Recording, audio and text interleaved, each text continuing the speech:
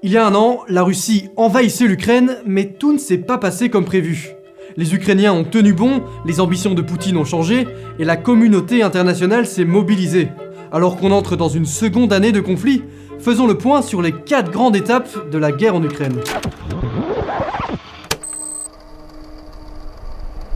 24 février 2022, 4 heures du matin.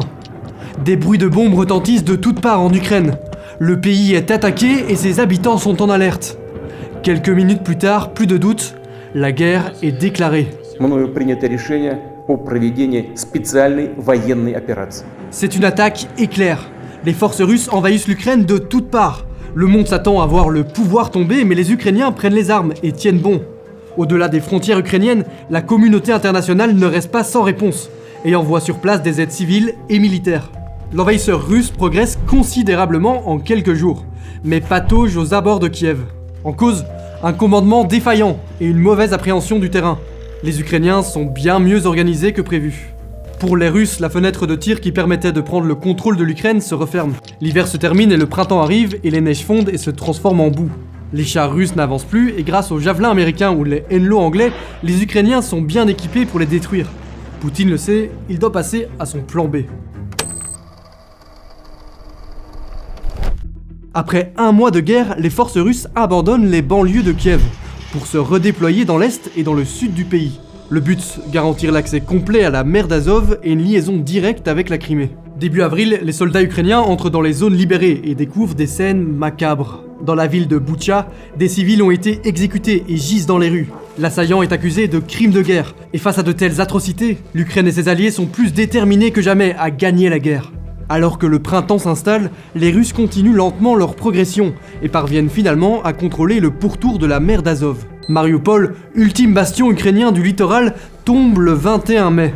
La ville est détruite à 90% et plus de 3000 civils sont tués dans les affrontements. En parallèle, Poutine mène une campagne de bombardement civil, énergétique et militaire pour déstabiliser le pays dans son ensemble. Mais les Ukrainiens n'ont pas dit leur dernier mot.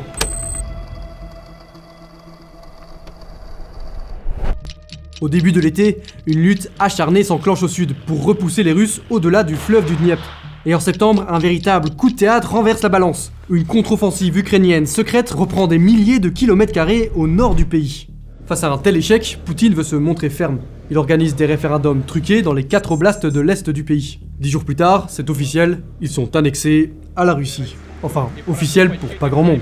La plupart des pays ne le reconnaissent pas. Mais le ton est donné. Poutine ne cessera pas la guerre sans atteindre cet objectif. Au passage, il annonce une mobilisation partielle des civils russes. 300 000 hommes sont réquisitionnés, et sûrement plus en réalité. Dans les prisons, le groupe de mercenaires Wagner, proche du Kremlin, offre la liberté aux détenus contre un déploiement en Ukraine. Mais rien ne fait.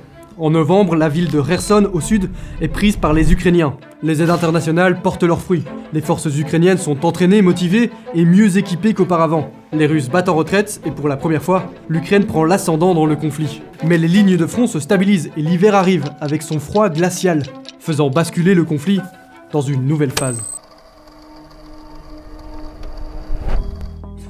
Le temps est compté. Après le gel viendra la boue. Alors pour toute manœuvre d'envergure, les deux belligérants attendent le printemps.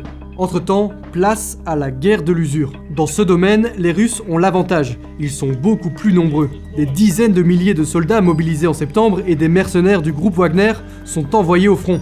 Dans des lieux stratégiques comme dans la ville de Bakhmout, les combats font rage et les troupes avancent mètre par mètre. Les Ukrainiens, mieux équipés et entraînés, défendent leur position du mieux qu'ils peuvent, mais reculent lentement face aux Russes en surnombre. À l'heure actuelle, chaque camp se prépare pour la suite de la guerre. Les Russes semblent miser sur la quantité pour percer les défenses ukrainiennes, et les Ukrainiens tentent d'obtenir toute l'aide matérielle et financière possible pour améliorer la précision et la qualité de leurs opérations. Ce qui est sûr, c'est que ni les Russes ni les Ukrainiens n'ont dit leur dernier mot, dans une guerre qui aurait fait déjà plus de 100 000 morts dans chaque camp.